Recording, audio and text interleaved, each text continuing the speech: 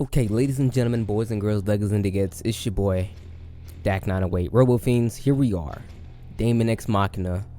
I've been gone for a long time. I had a whole lot of personal things going through my life, but we're here now. There was a huge storm where Marvelous was making it very, very difficult for content creators to actually upload videos.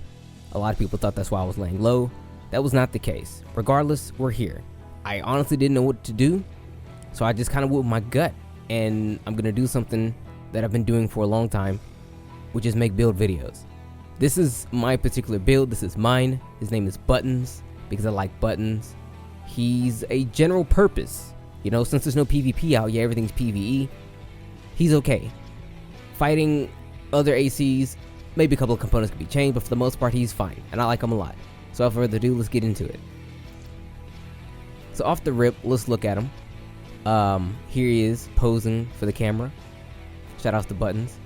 There's not a lot of variety in terms of weapons you can really use viably in this game versus that's of Armored Core. So if you're looking for super in-depth videos in that regard, it's not going to really get that far. Everyone's going to pick an assault rifle because, well, that's all you have. You have assault rifles, you have machine guns. You have pistols as well, but it was a lot more different back in the day. But first, let's start with the armor, and just like the old days, we're going to start with the legs. So the legs we're actually going to be looking at, we're looking at the Halberd. Now, it says the armor is engineered for shooting and mobility, improves land boost speed, and stamina efficiency. Now, the one thing I actually wanted from this was the stamina efficiency part. There's a lot of particular things that this game does that's, I would say, not like super nuanced, but a lot of certain things have special abilities that you would wonder as to how they have it, because it doesn't numerically make as much sense as others because things are a little off like that. But I'm still working that out. I'm working that out, guys. I promise. I'm working that out. There's still a lot of things in this game I don't full on understand. I actually had about 50 hours to play, but I was really just trying to grind out and get all the equipment I can use. But I haven't actually sat down and nitpicked and went through every individual stat and figured out what it can and cannot do. So for the most part, I will say some of these beginning guides will be a little hearsay. I have to actually go through and check out some research, of course.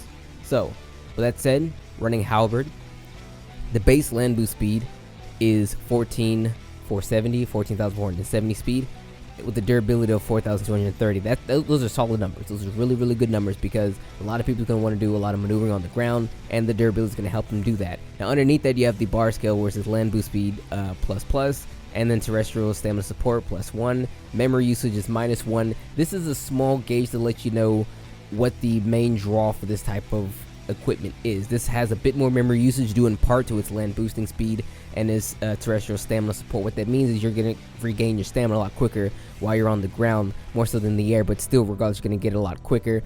A lot of times when I'm actually boosting, I will actually force myself to overheat, quote unquote, so that way I can use my increased ability to recover my stamina to do so. You recover stamina much quicker when you're overheated than you do if you're trying to let the gauge build up naturally. It's a weird function, but that's how it works thus far. So let's get into the actual numbers of it. The memory usage is about 269. When you really get to it, it's about, I'm not gonna say it's like the best. There's others that's a lot less than it. Then again, there's others who have different abilities to them. So for the most part, it's one of the ones that you would see that has the skills that it has, or the stats that it has, that's a little on the higher end, especially. So if you're going through here and you look for other legs that's actually good for mobility, you look at, in my opinion, the best for mobility is Ryakarki, but the thing is, they have the absolute best when it comes to the mobility. So obviously the memory usage is going to need a little bit more. They have less durability, as you can see, and the stats over there, but it's land boost speed, land boost speed, and land speed is actually higher. Most notably higher on the land speed. That's if you're just running along the ground or just boosting along the ground naturally. But if you're doing the actual overed boost, is what I'm going to call it, that's where your boost speed is actually only increased by just a little bit. And for the most part, that's really what it is. You're going to be using your boosting more often than not. You're not really going to be running along the ground. So I'm okay with giving away that 5,000 point deficit there. But the landing recovery time, you get more out of the Halberd. Granted, it's only 0.4 more, but every inch helps when you're landing, because when you land, it's a lot of recoil, so to speak. When you hit the ground, you don't immediately move afterwards. So essentially, it's almost about it's a little over half a second on your landing time, and it's not too terrible. There's others that actually have it a little bit better. for the most part, like Swordbreaker here. Swordbreaker is a particularly cool leg to actually use. I'm gonna try and figure out a couple more builds to use with it. I've been having a lot of fun with it on side projects, but it allows you to do it a lot quicker than others. Its knockdown is actually really good too. I mean, it's a lot of really cool stats to actually go for when you look for a build that's set on speed. Landing recovery time is one of the ones you really want to look at because you're going to be boosting it on the air, maybe boost on the ground. So I try to like split the difference as best I could with a particular leg that gives me a decent land recovery time. So with the boosting speeds and everything is fine. Jumping performance, I don't want to really put jumping performance on the front seat of anything because in the other Armored Core games you actually had the full ability to actually jump on top of the buildings, where you don't have that in this game. In this game you just go straight in the sky, you can fly. So your jumping is almost kind of useless when you can fly. So jumping performance, in my opinion, is a useless skill for the most part. So I'll learn more about it. It might affect how fast you're able to actually boost with just going straight into the sky with the natural B button, if you will. I'm going to work on it a little bit later, but it is what it is. So with that said, its resistances are for the most part gauged towards that of like laser defense. More so than anything else, but not any real regard. If you take a look at the numbers, again, it's actually quite low compared to others who actually have much higher. But if I had to give it one way to another, it'd be that. But then again, if you look for resistances, you probably should check a little bit a few others. But in this regard, I just wanted to have very good boosting speed on top of some decent durability. So that's my legs in a nutshell. So moving up to the arms, we're looking at the Kusanagi. I love these arms. It's very hard for me to not run at least one of these arms. They're very, very good. The thing I love the most about them is that they have decent fire rate support. There's others with much better fire rate support, but the durability and the reload, I absolutely love the reload. When I was actually my outer was specced out in reload, I took all my outer stuff off. I'm making this 100% plain. I have no outer abilities, so that way anyone could come in here and pick up my set and then make your outer how you feel.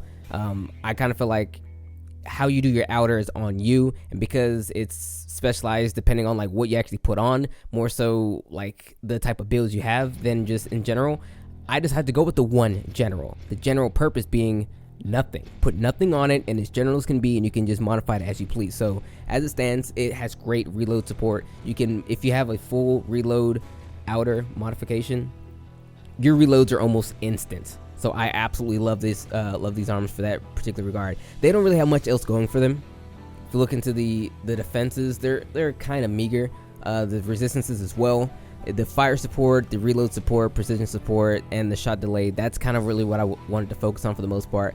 When it comes to these arms, there's better arms in that regard, like the fire rate support. There's really good arms out there for that, but I just liked it because the reload is decent in every other regard, but has very, very nice reload as well.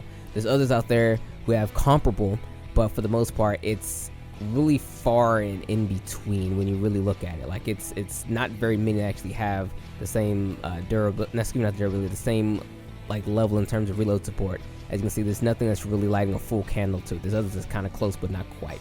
So I really like for the reload, especially when you're using guns like assault rifles who have a relatively slow reload time. It really helps compensate for that, especially when you're running dual assault rifles like myself. So moving to the right arm, the Radiant Gleam. Now this one, I already know for a fact why I chose this one. I chose this one simply for its durability. I needed just basic, really good durability and some general performance that's actually very good. I could have doubled up and got 2 Kusanagis, but with the ability giving you to choose 2 different arms, you can run 2 different types of things you actually want to have your arms to do. So instead of running full-on fire support and reload or whatever, I decided to actually go with a couple more bits into defense that I'm actually losing from my legs. You can see I actually have double defenses compared to that of my other arm. I don't have the greatest reload support, but I've almost comparable to it, you know what I mean? But for the most part, all my other performances are across the board are relatively a little bit better than what my other arm was actually doing for me. So it's actually good. I wanted a very balanced, above average arm to compensate for what I already had on the other side. Now for the processor. Oh, snap. Actually, did I change the arm on accident? I think I did. There we go. All right, sorry. For the processor, we're looking at lock control 2. Actually, it's supposed to be 3. I thought I bought that. Hold on. Okay, it's just 2 for now. I could have swore I had 3. But for the most part, the things you really look at when it comes to lock control is whenever I use my guns, I like to shoot from a great distance, and I like to actually have the jump on my enemies. So I like to have a very decent lock-on range. 300 is my lock-on range preference. That's why I use lock control to give me the increased range on that. It also affects your lock-on time as well. is very good in that particular regard. A lot of other I'm almost calling them CFCs. I'll call them CFCs because it's the same thing. A lot of the CFCs, they do other things. It's simple: lock on control, firing control, boost support, boost control, stamina, limit control, memory optimizations. I think personally, the one I would recommend over almost any others would be the lock on control, so that way you can actually engage the enemy at a farther distance. But there's other ones out there like the firing support ones. Those are actually really good as well. Aims, this is good for those who are again like new to the game, but it allows you to actually lock on to enemies a lot quicker. It's easier, but you have to get a little bit closer. So I figure if you can stay a little bit further out to stay safe from weapons like machine guns that'll just decimate you at close range, you're out of their particular range. You can actually justify your position, not necessarily justify, but like find a spot, pick and choose where to actually attack enemies and things from, because a lot of enemies, they kind of just tend to spam a lot of their guns. So if you can actually stand back and lock onto them before they even engage you, then that's a great thing, because the enemies for the most part won't engage you until they lock onto you. But if you're out of their actual lock on range, they won't engage you. This gives you a leg up on that particular type of play right there. Now for the body, let me tell you something off rip, guys. All right, I'm gonna tell you something. This is the absolute best core in the game. I called it a core, it's called a body, whatever. But it's the absolute best in the game. There's others that are really good, but the one thing this thing specializes in, again, remember when I talked about the legs where everyone is just boosting? You want to boost. Boosting is the whole point of this. You can leisurely fly around, but boosting is the fire. Your flight speed is low. 3.5K roughly, a little over 3.6K, right? But your flight boost speed is 17K. There is one other core, just one, that has higher. What's it called? Flash Phantom. It has 18K. It's the only one that's higher. However, the downside to it is it has way less total memory. Your core is the sole purpose for your total memory capacity. The higher memory capacity you have, the better your equipment will run once you get closer to the capacity. So Flash Phantom has 1900, whereas the Hecaton, it has 21K. That's 200 more, and honestly, it's significant. Check the numbers, okay? 11K flight boost speed, 17K. That's a 6,000 point difference if I were to drop just to change the weapons. Now, of course, because I'm over limit, I'm getting some negative results right there simply because I'm over limit, but it absolutely does not matter. I can strip the weapons so that way I'm not over limit, and I'm still not going to get the same results out of it. It's simply because you have to drop even more. You have to drop so much. We have to drop almost 300 more points to get into relative range to the Hecaton. Okay, it's the best in the game because it has like the highest memory usage, well, the highest memory capacity with the highest boost speed. So it's pretty significant. There's other cores out there that actually let you boost longer. Okay, like Flamberg. I actually have a set out there with Flamberg, and I think Claymore? Yeah, Claymore, that actually have incredible boost speeds. I have a melee build with Claymore because it has incredible boost speed. Boost time. You can boost for 12 seconds as opposed to the Hecaton, you can boost for only 6 seconds essentially, 5.7 seconds. So it's really all about that. A lot of the other cores, they have a lot of different things going for them, but when it came down to it, I chose this one because it had the absolute best flight performance when it comes to boosting speed. It has trash actual flight speed. It's abysmal, but it gets the job done. It absolutely gets the job done, and it's hefty. Okay, you're looking at about, I think 6K. Yeah, 6K durability. The Flash Phantom has 4K, and I think Claymore has like 2K. So for the most part, the best cores outside of the Hecaton, they just don't really compare when it comes to the durability. And at 6K is actually on the heftier side. The heftiest one is 9.8K with the Liberator, and others that's actually very useful would be Atlas, Goliath, and in certain circles, I actually run Durandal because it has other relative decent things going for them. But for the most part, 6K, that's a good number. Radiant Gleam has that, and it's not even close. Look at Radiant Gleam. The only thing it has better than it is flight speed naturally. So it's a very solid core to actually have. Now, one thing to take note though, it actually is only very good at laser defense. All right, take note in that. Take note. The laser defense is just under 500, but the bullet is actually barely over 105. Oh, excuse me, 150.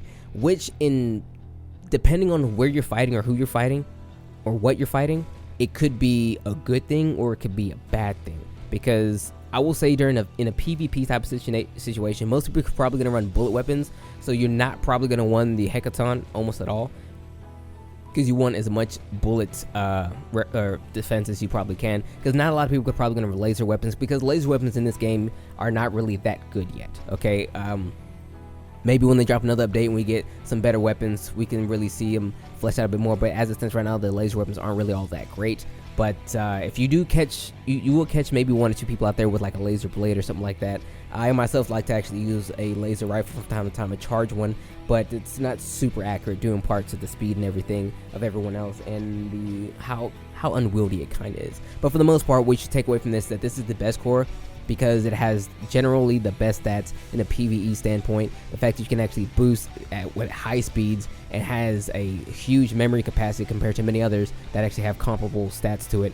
And for the most part, the only thing that just sets it high and above others is flight boost speed. So with that one major stat being much higher than everyone else's, is probably like the best core in the game in my opinion. Now, moving from the core, going to the head, we're looking at Swordbreaker. This is actually one of my favorite heads in the game. There's only 2 other ones I like more than this, but this main function is actually to give myself a little bit more bullet defense, and for to actually couple with my arms. It has pretty decent shooting. The lock-on range isn't the best. The lock-on time isn't actually the best, but for the most part, when it comes to firing support and some radar stuff, it's actually pretty nice. The durability on it is actually really decent as well. There's others, like I said, it's a little bit better, but this one is, in my opinion, the jack of all trades in this particular craft. If I had to pick a different one, I probably would have gone with, where is he? I think it's the other Hecaton. No. Yeah? No. I'm trying to learn the names of these things really quick. I apologize. It'd probably be Durandal, actually. I like to really run Durandal from time to time. It has a much greater lock-on range. That's why I really like it. It has a much greater lock-on range, but it waxes and it wanes a whole lot in other regards, like the sight size for your lock-on, the defenses, of course, and a couple other things that actually lacks in that regard, also in the defenses. So that's what I mean by having the Swordbreaker be like in the middle between of all the other stats out there. It could go for a little bit more range. Again, like I said, 300 is where I like to actually keep it. But for 226, a couple with my actual FCS, it's not that bad. Now, outside of that, that's the main body. Let's go and look at the weapons. Now, the weapons are going to be a very quick breakdown. I'm just going to tell you guys what these weapons are and where they're from. Some of these weapons are actually spec'd out. I won't really do weapons that are like super spec'd out, like this one right here, where it's memory optimization, weapon expansion, bullet performance, etc., because you might not have access to these. You know what I mean? You might not have access to these attachments. You might not get a guilty throne with 3 slots. You might just get a guilty throne with 2 slots. Heck, you might not even get a guilty throne S variant. You might just get the raw joint. You know what I mean? This is the S variant. It's slightly different. It has better performance utility. I believe the shot department, it has a higher rate of fire. It's slight differences, things like that, but for the most part, Guilty Throne, it's a high damaging gun, has relatively decent ammo capacity. Not the best. Grim Reaper has the best ammo capacity when it comes to assault rifles. The shot typing, everything else is really good though. It's actually really good. If anything, it's high damage, and it takes a slight hit when it comes to memory usage, which is pretty high memory usage. And the ammo capacity not being the absolute best. It's actually, I think it's the worst, but it's not too bad. Roughly 260 with my attachments attached to it. It's a very, very solid weapon. It's kind of hard to get, I won't lie to you. I only ran across just these 3. Maybe, yeah, these 3, one other, that's a regular one. It's kind of hard to get. You have to kind of grind out a little bit, but it's a very good weapon to have. Kind of hard to get, like I said, but it'll do you very well. Now, when it goes to our left weapon, this weapon is a little interesting. This weapon, it is the Lost Heart. It is actually a special weapon. In order to actually get this weapon, you must first unlock the secret factory, the development factory. If you don't know how to do that, when you go into the main area, go and buy an ice cream. You have to buy 20 ice creams. 20 missions, 20 ice creams. Buy an ice cream, go on a mission, buy an ice cream, go on a mission 20 times, then you unlock the factory, okay? This is one that you actually have to get by fighting, I believe it's the Dreadnought, or I got it fighting the Dreadnought. You need to get particular blueprints to even unlock the ability to even craft it once you even open the factory, and it's also RNG, so you just have to grind it out a bit, fighting Immortal Colossals. It's a very good assault rifle. Okay, it has great damage. The range on it is what I really like. The fire rate is pretty decent as well. The ammo count is better than that of the Guilty Throne. If anything, it is basically the Guilty Throne without the huge slap to the memory usage. There's a couple of things there that change slightly as well, but for the most part, it performs like the Guilty Throne, but not as like juicy. You know, the Guilty Throne is it's hungry for like your energy and whatnot. There's a couple of things in there like that don't really mesh too well, in my opinion, when it comes to the Guilty Throne. Like if you look at the Guilty Thrones, like it's reload time. Excuse me, not its reload time. Its fire rate, it's 215. The bullet speed is 36k. The reload time is good. That's fine. Excuse me, not the reload time. The rate of fire is good, but the bullet speed is kind of not all that great.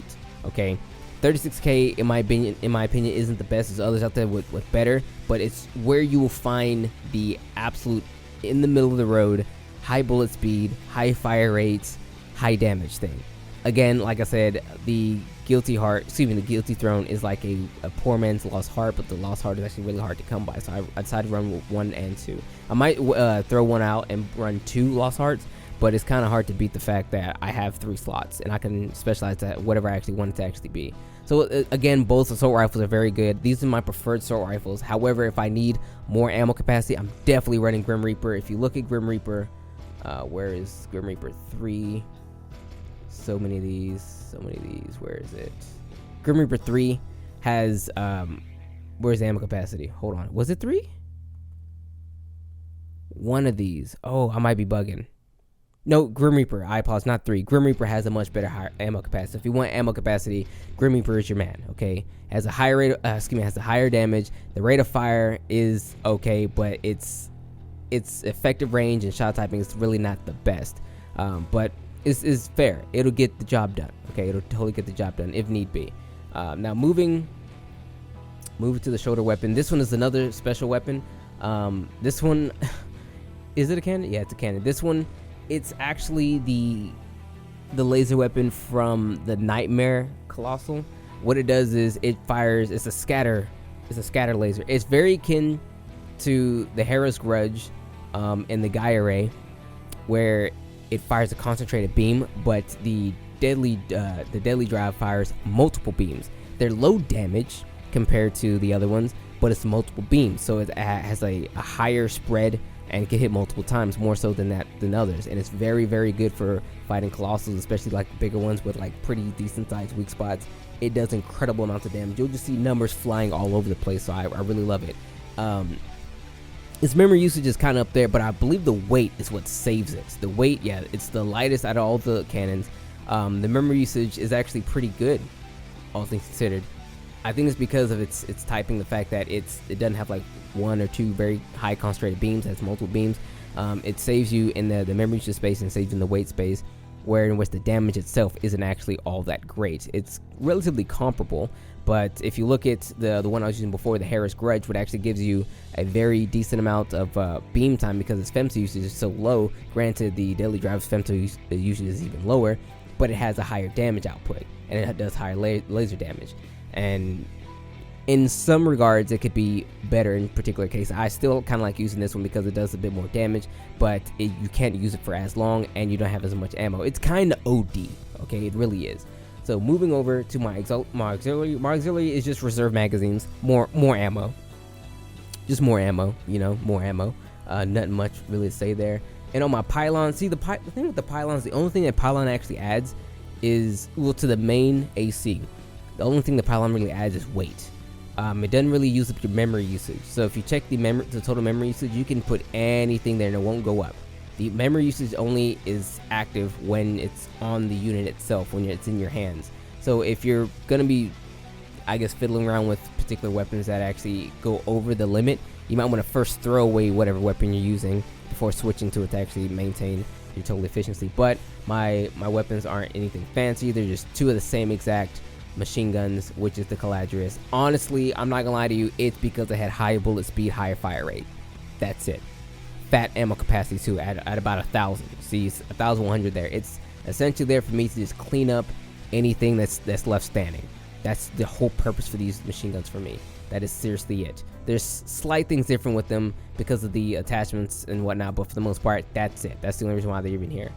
And ladies and gentlemen, this is a very, very long video, but this is my build. They will be shorter in the future, of course, but this is buttons. This is the beginning of something new. What I'm going to be doing in the next ones, obviously I'm going to do build requests. So if you have a particular request to for build type, let me know in the comment section, and we can get any of those done, no matter what it is. Say, Dak, I want a build that's, I don't know, all melee weapons, or I want a melee weapon build, or I want a stealth build, I want a rocket build, I want a build that specializes in using laser weapons, I want a build that specializes in using shoulder weapons. Give me all your requests, no matter how crazy, and I'll get it done. But with that being said, it's been your boy. Thanks so much for watching the video. Take care.